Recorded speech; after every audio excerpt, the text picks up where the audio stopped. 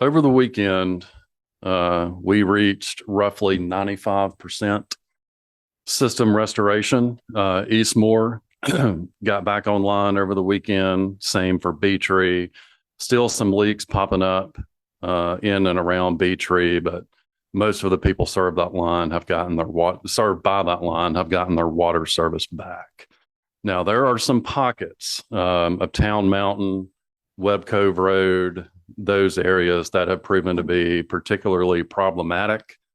3-inch line that serves that area got washed out by a landslide after the storm.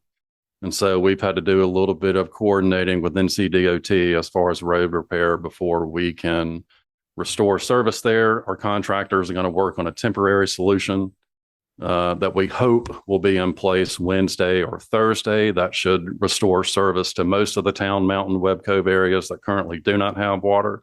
We think that's between 60 and 75 homes total. And as we repressurize other parts of the system, there will be issues that pop up. We had a break in the area of 12 Moons Barbecue late last week.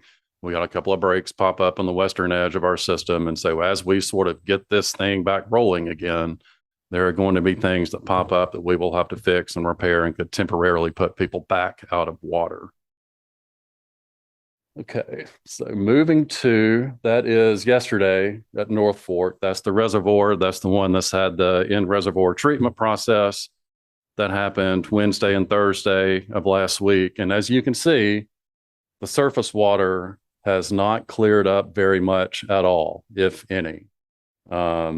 What has happened, and which is almost completely opposite of what we expected to happen, is water at the deeper portions, 40 to 50 feet, have shown fairly significant improvement as far as clearing turbidity.